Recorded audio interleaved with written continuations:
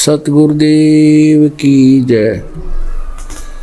सर्वसंग से प्रार्थना है। सत्संग प्रारंभ हो रहा है। कृपया सत्संग स्थल पर शांतिपूर्वक विराजमान होकर के श्रद्धा से सत्संग सुने। एक बार गोरखनाथ जी ने रामानंद जी, स्वामी रामानंद जी आचार्य जी को आध्यात्मिक गोष्ठी के लिए पुकारा, बुलाया, आमंत्रित किया, ललकारा। अब रामानंद जी वैसे तो विद्वान माने जाते थे, गीता वेद घोट रखे थे, उसने कंठस्थ याद थे मंत्र सभी, लेकिन वो सिद्धि नहीं थी उनके पास। और ये नाथ जो होते हैं तपस्वी होते हैं, ये हठ योग करते रहते हैं। हठ योग से कुछ सिद्धियां आ जाती हैं जो इस मानव शरीर की और इस भक्ति के नाशक होती है। आम व्यक्ति ये सोचता है कि इसने बहुत बड़ी उपलब्धि कर रखी है, सिद्धि प्राप्त करके कोई आकाश में उड़ जाता है और कोई किसी को दुआ बद्दुआ देकर दुखी सुखी कर देता है, थोड़ा बहुत अपनी पूंजी तय, फिर स्वयं कंगाल हो जाता है। तो ये सब ड्रामेबाजी थी। तो गोरखनाथ जी ने स्वामी रामानंद जी से कहा कि आइए हमारे साथ गोष्ठी कीजिए। रामानंद जी चिंतित हो गए कि श्रोता विद्वान नहीं है और ये नाथ जी जो आए हैं मेरे साथ गोष्ठी करने के लिए, इनमें सिद्धि होती है। इन सिद्धियों को देखकर जनता उनको विजयी घोषित कर देगी और मेरी बेइज्जती होगी। वो बहुत चिंतित था। चिंतित थे स्वामी जी। उधर से परमेश्वर कबीर जी ने स्वामी रामानंद जी को अपना गुरु धारण कर रखा था, एक मर्यादा मेंटेन रखने के लिए। अपने आत्माओं, आज तक जो यह बात बिगड़ी रही, दो विद्वान आपस में बैठकर चर्चा किया करते थे जिसको शास्त्रार्थ कहते थे, और शास्त्रार्थ वो संस्कृत में बोला करते थे। सभी श्रोता अशिक्षित होते थे, उनको संस्कृत कह भी नहीं आती थी, और जिसकी बोलने की शैली दुरुस्त होती थी और संस्कृत घनी याद होती थी और वो ज्यादा संस्कृत बोलता ही रहता था, तो श्रोता उसको ताली पीट कर और विजयी घोषित कर देते थे। उस नकली के थे तो वह दोनों नकली, पर जो घना नकली था वो सिद्ध हो जाता था कि ये महाविद्वान और मैं ऋषि हो गया। तो इस डर से रामानंद जी चिंतित थे कि श्रोता अशिक्षित है, ये कोई सिद्धि दिखा देगा और सब इसको विजयी घोषित कर देंगे। तो उस समय परमात्मा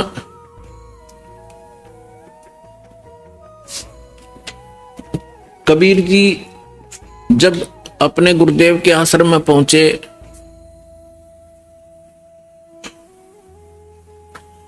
रामानंद जी को चिंतित देखकर पूछा, गुरुदेव चिंता का विषय आपका दास जानना चाहता है। पुण्यात्माओं, जब रामानंद जी के साथ परमात्मा का ऐसा व्यवहार था, यानी परमात्मा होते हुए अपने गुरु के सामने एक सुयोग्य शिष्य की भूमिका किया करते थे। हमारे लिए एक उदाहरण छोड़कर गए थे कि आप जी ने अपने गुरु जी के सामने कैसे रहना चाहिए, और साथ में प्रमाण दिया करते थे कि रामकृष्ण से कौन बड़ा। तुम रामकृष्ण को सुप्रीम पावर मानते हो अज्ञानता से, फिर भी मान कर चलो कि रामकृष्ण से कौन बड़ा। उन्होंने भी गुरु कीन और 3 लोक के वे धनी, गुरु आगे अधीर।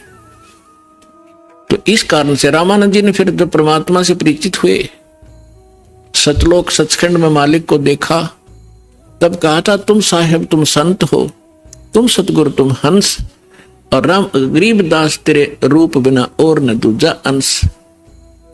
तुम ही परमात्मा हो, साहेब हो, तुम साहेब तुम संत हो। एक संत भी आप ही हो, जो क्वालिटी संत में होनी चाहिए, और परमात्मा तो समर्थ हो ही हो। तुम साहेब तुम संत हो, तुम सतगुरु, सतगुरु माने जो सच्चा ज्ञान, यानी बिल्कुल एक्यूरेट और संपूर्ण अध्यात्म ज्ञान भी आप ही के पास है, किसी के पास नहीं। आप वास्तव में सतगुरु हो, सच्चे सतगुरु हो, सच्चा ज्ञान युक्त हो, और तुम साहेब, तुम संत हो, तुम सतगुरु, तुम हंस। हंस माने एक नेक आत्मा, एक सुयोग्य शिष्य भी आप ही हो। तो परमात्मा ने कहा, क्या आपका दास चिंता का कारण जान सकता है? तब स्वामी जी के साथ बैठे और भी बहुत से ब्राह्मण ऋषि थे। उन्होंने बताया कि ऐसे कोई नाथ जी आए हैं, उन्होंने स्वामी जी से गोष्ठी करने को कहा है, और नहीं तो जो नहीं गोष्ठी के लिए आएगा तो हार मान ली जाएगी। और दूसरी कंडीशन ये रखी है कि जो हार जाएगा वो जीतने वाले का सह अनुयायी शिष्य बनेगा। तब स्वामी जी ने कहा कि हे भगवान, वो नाथ सिद्धि युक्त है, वो सिद्धि का ड्रामा दिखाएगा, जनता उसकी वाह वाह कर देगी और हमारा मिशन फेल होगा। मुझे चिंता ये खा रही है। तब परमेश्वर ने कहा, स्वामी जी, हार जीत की चिंता संत नहीं किया करते, और हमने सामना करना चाहिए, हमें चलना चाहिए। आपका दास भी तो आपके साथ है। रामानंद जी को पता था, क्योंकि वो देख चुके थे उसकी परमात्मा की महिमा को। तब थोड़ा ढाढ़स बंधा और उसकी चुनौती स्वीकार की। अब वहां जहां निश्चित समय और स्थान था वहां पहुंच गए। नाथ जी को आसन दे रखा, अलग से ऊंचा तख्त पर, जमीन पर अलग से आसन बिछा रखा। अच्छा, उधर से रामानंद जी का एक तख्त सा लगाकर वहां आसन लगा दिया। और स्वामी परमेश्वर कबीर जी एक सुयोग्य शिष्य की तरह स्वामी रामानंद जी के चरणों में जमीन पर बैठ गए। और सामने वो नाथ जी, कबीर साहब तो भगवान थे, अंतर्यामी थे, उन्होंने देख लिया गोरखनाथ धक्के खाने आया है। क्योंकि ये कुछ ऐसे साधक होते हैं जो पूर्व जन्मों के संस्कारी होते हैं, और एक पूरे जीवन में उस भक्ति का अपना नाश भी कर जाते हैं। बहुत सी पूंजी लुटा जाते हैं, किसी को चमत्कार दिखाकर, किसी को हानि पहुंचाकर, और किसी को छोटा मोटा लाभ पहुंचाकर, फिर भी उनमें कुछ भक्ति शेष रह जाती है, जिस कारण से वो पितरलोक को प्राप्त हो जाते हैं। और पितरलोक में गए हुए ये एक सुप्रीम भूत होते हैं पितर, और वो कभी भी यहां आके प्रकट होकर के दिख जाते हैं। स्वर्ग के देवता भी यहां आ सकते हैं और वापस जा सकते हैं, लेकिन जन्म मृत्यु उनका कभी समाप्त नहीं हो सकता। तो गोरखनाथ जी ने देखा कि वहां वैष्णव पंथ का ज्यादा प्रचार कर रहे हैं स्वामी रामानंद जी, और नाथ पंथ सिकुड़ता जा रहा है, घटता जा रहा है। अब ये राग द्वेष ऊपर तक घर कर गया, वहां तक इनको यहां से जाने के बाद भी ये दुखी रहते हैं अपने मैं मेरी के कारण। तो जिस कारण से उसने रामानंद जी को पराजित करने के लिए स्वयं आना पड़ा।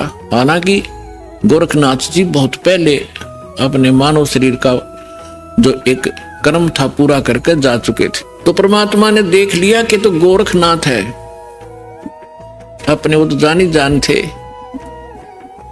तब गोरखनाथ जी ने कहा कि आइए रामानंद जी मेरे साथ गोष्ठी कीजिए। तब परमात्मा एक बालक थे, छोटे से 10-12 वर्ष की आयु के, ये लीला कर रहे थे। उसमें जब गोरखनाथ जी गोष्ठी करने के लिए आए थे, तब परमात्मा खड़े हुए कबीर जी और कहा कि नाथ जी पहले मेरे से गोष्ठी कीजिए और बाद में मेरे सतगुरु से बात कीजिए। मेरे से निमट ले पहले, फिर गुरु जी से बात करना। अब गोरखनाथ जी इस बात से बड़ा दुखी हुआ कि अरे कबीर, तू छोटा सा बालक, तेरी आयु क्या है और तू गोष्ठी करेगा मेरे साथ? पता है मैं कौन हूं?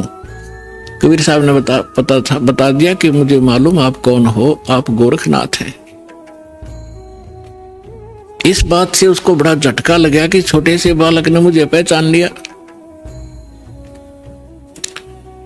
फिर गोरखनाथ जी ने कहा कि आपकी आयु क्या है? परमात्मा बोले कि अब सबसे बड़ा मूर्ख वो है जो मेरी आयु मुझे बालक बता रहा है। गोरखनाथ जी सुन रहे थे, अंदर से दुखी भी खूब हो रहे थे कि ये मुझे मूर्ख भी बताने की चेष्टा कर रहा है। तो क्या बताते हैं,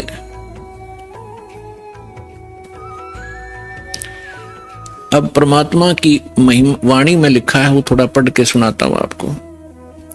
योगी गोरखनाथ प्रतापी, तासों तेज पृथ्वी का पी। काशी नगर में 100 पग धर ही, रामानंद से चर्चा कर ही। चर्चा में गोरख जय पावे, कंठी तोड़े तिलक छुड़वावे। सत्य कबीर शीश जो भयऊ, ये वृंतांत सो सुन लेऊ। गोरखनाथ के डर के मारे, बैरागी नहीं बेख संवारे। तब कबीर आज्ञा अनुसारा, वैष्णो सकल रूप संवारा। सो सुध गोरखनाथ जो पायो, काशी नगर शीघ्र चल आयो। रामानंद को खबर पठाई, चर्चा करो मेरे संग आई। रामानंद की पहली पौड़ी, सत कबीर बैठे तिस ठोरी। तब कबीर आज्ञा अनुसारा, वैष्णो सकल रूप संवारा। कहे कबीर सुनो गोरखनाथा, चर्चा करो हमारे साथा। प्रथम चर्चा करो संग मेरे, पीछे मेरे गुरु को टेरे। बालक रूप कबीर निहारी, तब गोरखनाथ अस वचन उचारी। परमात्मा को बालक रूप में देखकर फिर गोरखनाथ जी ने ये वचन बोले। कब के बहे बैरागी कबीर जी, कब के बहे बैरागी। कि तू छोटा सा बालक और कब से तू बैरागी बन गया, क्योंकि ये वैष्णव परंपरा के जो या नाथ परंपरा के हैं, वैष्णव परंपरा के हैं, या कोई भी एक ग्रुप है इन साधु संतों का, ये अपनी एक पहचान अलग बनाते हैं। जैसे नाथ कई तो कान पड़वा लेते हैं, उनको कनपाड़े नाथ कहते हैं। कई जैसे वैष्णव है वो एक कंठी रखते हैं, एक तुलसी के मनिये की, एक तुलसी के लकड़ी का मन का, और एक धागे में बांध कर लटका कर रखें, जिससे वैष्णव परंपरा से दीक्षित होने की वो प्रतीक होता है। और एक लंबा सा तिलक लगाते हैं, टिक्की लगाते हैं, और जैसे साधु संत एक हाथ में फावड़ी रखते थे, ऐसे बैठकर साधना करते हैं उसके हठ योग के लिए। नीचे एक टी टाइप की एक लकड़ी का डंडा सा होता है, अंग्रेजी के अक्षर टी टाइप। तो परमात्मा रामानंद जी के शिष्य थे।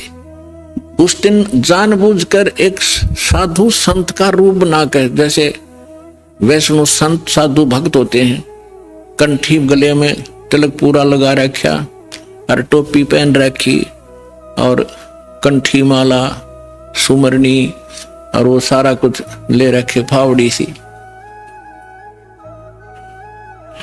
अब परमात्मा बोले मेरी उम्र बताऊं क्या है। राम ये नाथ जो होते हैं भगवान शंकर के पुजारी होते हैं। तो क्या बताते हैं कबीर जी, नाथ जी हम जब के बहे बैरागी, मेरी आद अंत सुध लागी। धू कार आद का मेला, नहीं गुरु कोई नहीं था चेला। जब का तो हम योग उपासा, तब का फिरूं अकेला। धरती नहीं जद की टोपी दीनी, और ब्रह्मा नहीं जद का टीका। और शिव शंकर से योगी ना थे, जब तब का जोड़ी सिक्का। द्वापर की हम करी फावड़ी, त्रेता का हम झंडा। सतयुग मेरी फिरी दुहाई, मैं कलयुग फिरूं नौखंडा। गुरु के वचन साध की संगत, अजर अमर गर पाया। कह कबीर सुनो हो गोरख, हम सबको तत्व लखाया। अब गोरखनाथ जी ने जब ये सुना, तेरा शंकर भी ना था तब का मैं हूं। मेरी इस शरीर को देखकर आप मेरी आयु का एस्टीमेट नहीं लगा सकते। तो परमात्मा क्या बताते हैं, जो बूझे सो बावरा, भाई क्या है उम्र हमारी, असंख्य युग पर ले गए हम तब के ब्रह्मचारी, कोटि निरंजन हो गए ये परलोक सिधारी, हम तो सदा महबूब हैं स्वयं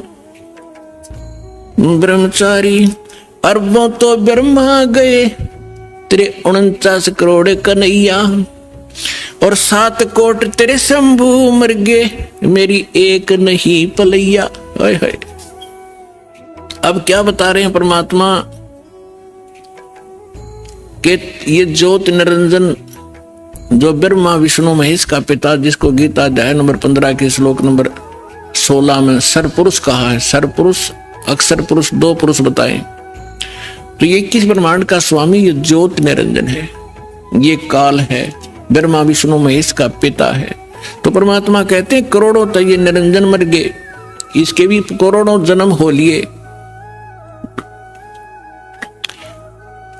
और फिर कहते हैं अरबों तो ब्रह्मा गए, और 49 करोड़ कन्हैया, और 7 करोड़ तेरे शिव शंकर मर गए मेरी एक नहीं पलैया। अपने आत्मा इस एक एक शब्द परमात्मा का बहुत गूढ़ रहस्य रखता है। जैसे ब्रह्मा जी की 100 वर्ष की आयु है, उसकी आयु कैसे बनती है, 100 वर्ष कैसे बनते हैं, जैसे सतयुग त्रेता द्वापर कलयुग 4 युग का एक चतुर्युग होता है, इसमें 43,20,000 कुल वर्ष होते हैं अपने मनुष्यों के वर्ष, और ऐसे ऐसे 1000 चतुर्युग का ब्रह्मा जी का दिन, इतनी ही रात्रि, फिर 30 दिन रात का 1 महीना और 12 महीने का वर्ष, ऐसे बने हुए, और फिर 100 वर्ष की आयु ब्रह्मा जी की। ब्रह्मा जी की से 7 गुना विष्णु जी की आयु अधिक है, और विष्णु जी से 7 गुना शंकर भगवान की।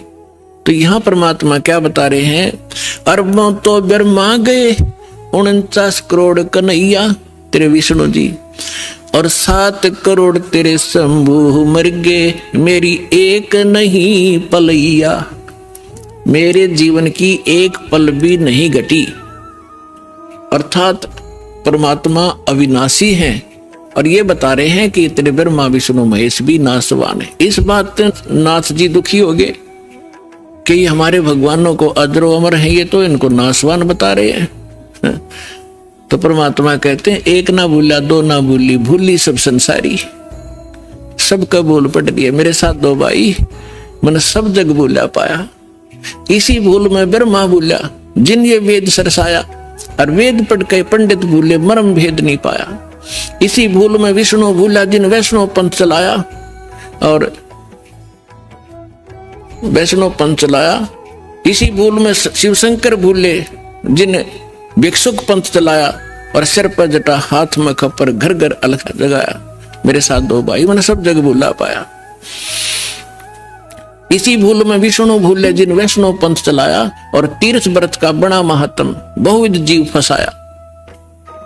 तो यहां गोरखनाथ जी को परमात्मा बता रहे हैं कि अरबों तो ब्रह्मा गए ये 49 करोड़ कन्हैया, 7 करोड़ तेरे शंभू मर गए मेरी एक नहीं पलैया,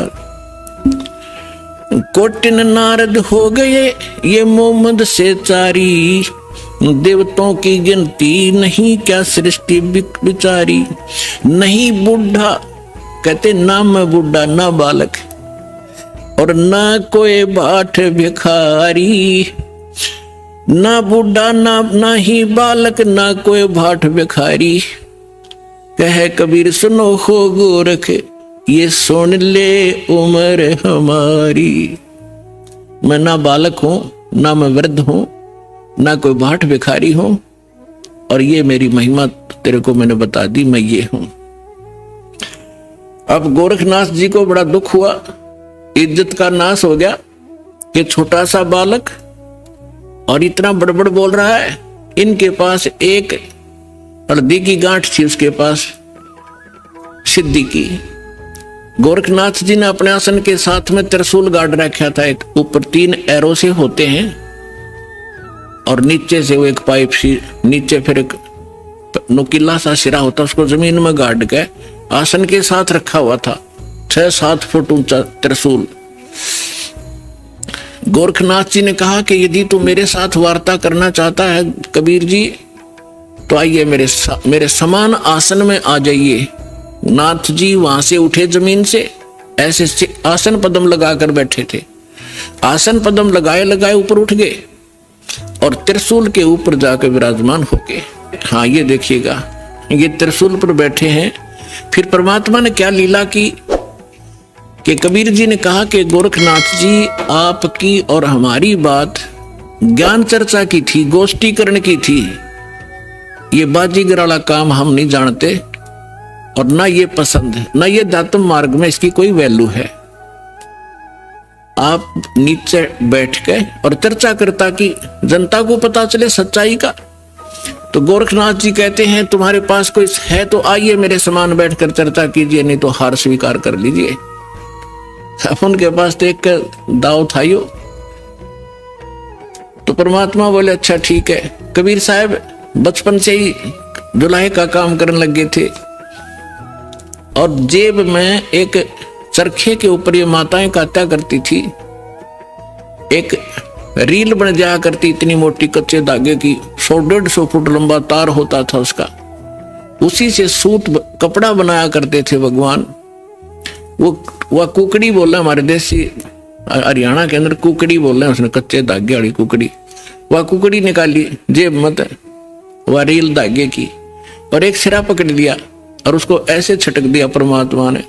वो धागा सीधा खड़ा होगा, स्ट्रेट परपेंडिकुलर, 150 फुट उसका अंतिम सिरा आकाश में, 150 फुट पर।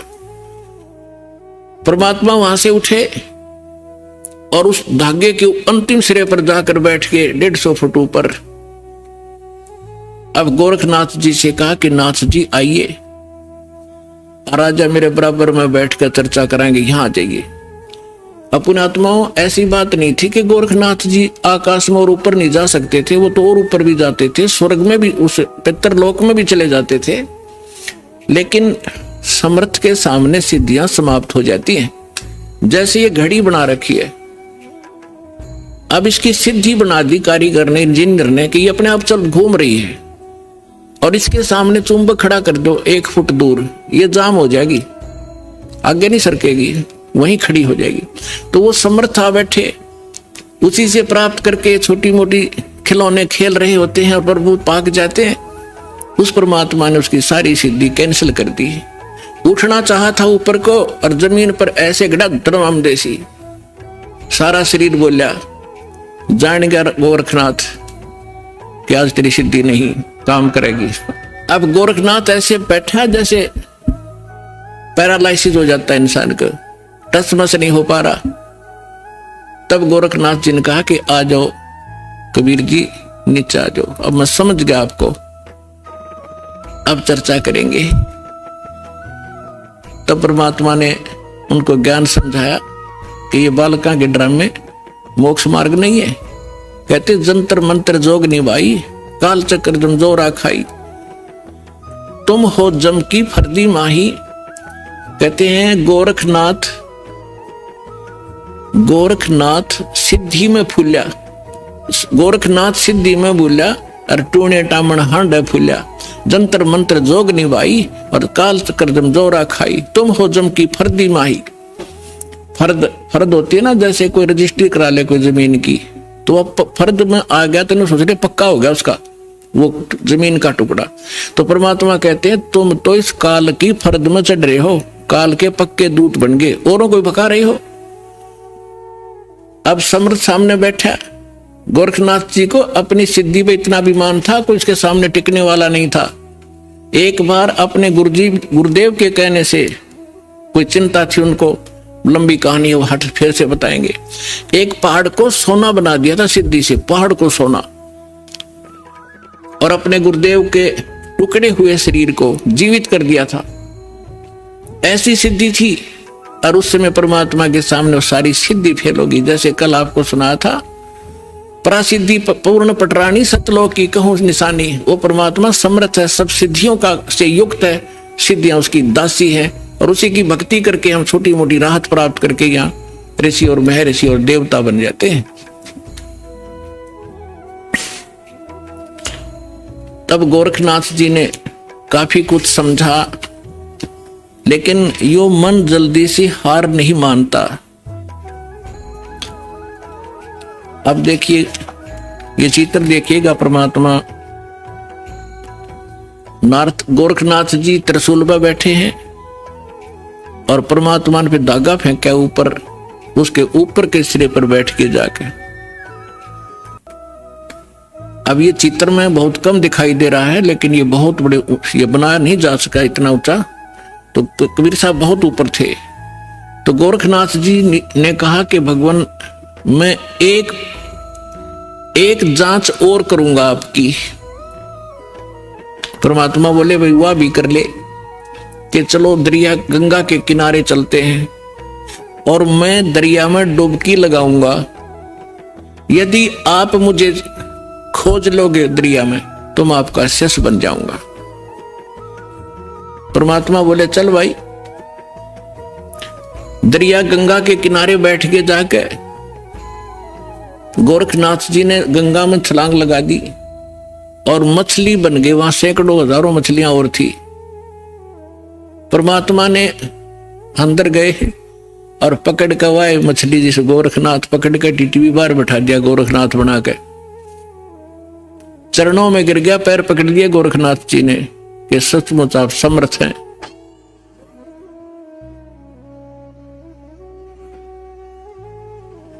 तब गोरखनाथ जी ने कहा, हे परमात्मा आप कौन हो?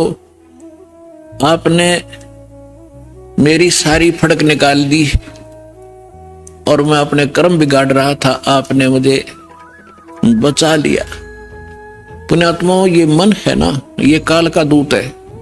आत्मा परमात्मा का अंश है।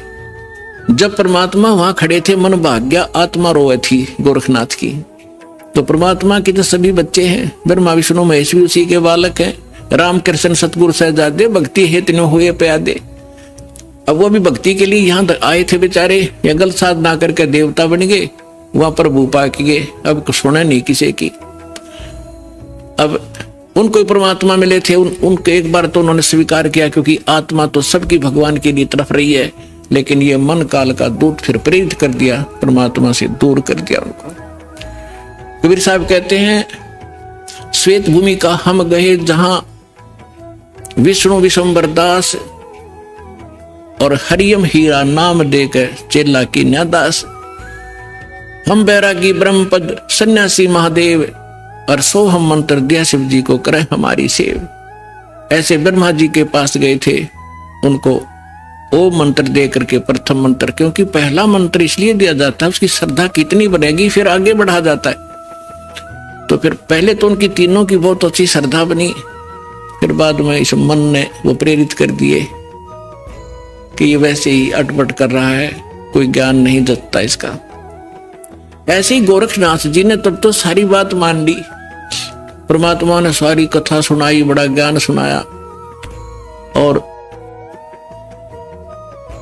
फिर गोरखनाथ जी उसी ज्ञान से स्वयं वक्ता बन गए।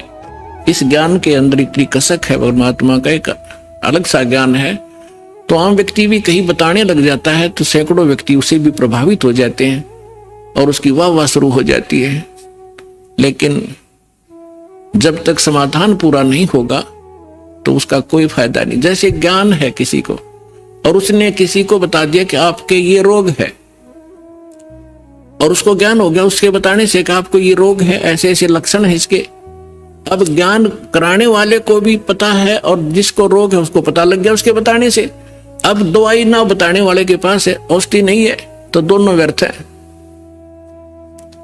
तो संत ज्ञान भी हो और उसके पास कंप्लीट कोर्स हो, तो उस ज्ञान से तो जानकारी होती है, समाधान से वो साधना से वो समाधान होता है। समाधान नहीं तो ज्ञान एक आने का नहीं, यूजलेस है वो ज्ञान।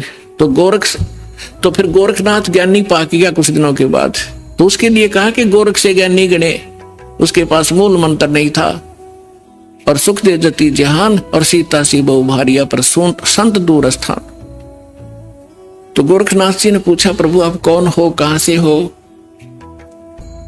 आप यहाँ आपके तो लोग जुलाहा जुलाहा करते हैं, धानक कहते हैं आपको, तो क्या बताते हैं परमेश्वर? अवधू अवगत से चल आया, मेरा कोई भेद मरम ना पाया। मात पिता मेरे कछु नाही, ना मेरे घर दासी, जुल्हाए का सुत आण कहाया, जगत करे मेरी हासी। मात पिता मेरे कछु नाही, ना मेरे घर दासी, जुल्हे का सुत आण कहाया, जगत करे मेरी हासी।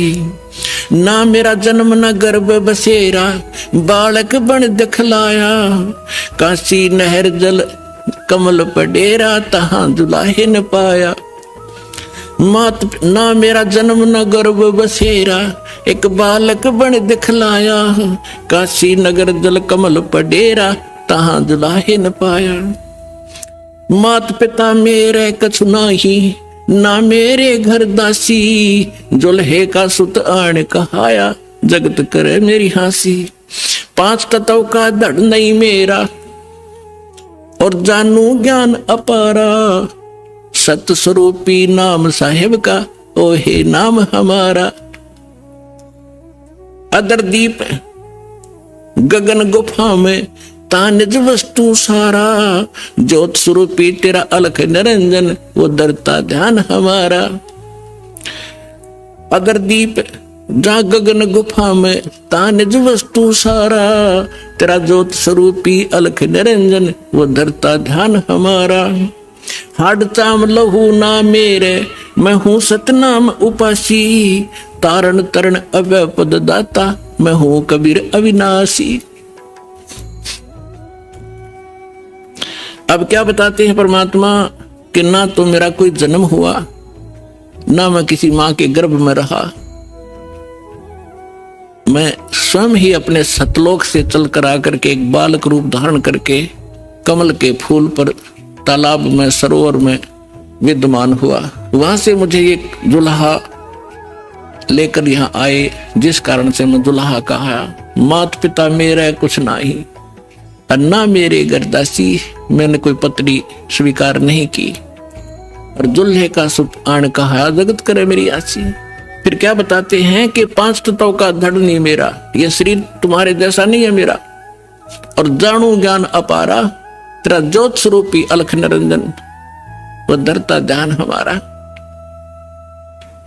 हाड चाम लहू ना मेरे, हूं सतनाम उपासी, और तारण तरण अभय पद दाता, मैं हूं कबीर अविनाशी। तो पुण्यात्माओं, परमात्मा की महिमा स्वयं आकर उन्होंने बताई कि मैं ना तो जन्म लेता हूं और ना ही मेरा कोई मात पिता है, मैं अवगत से चल आया, मेरा भेद मर्म ना पाया। तो परमात्मा को ना समझकर ना जानकर हम उस लाल की महिमा से अपरिचित होने के कारण अभी तक हम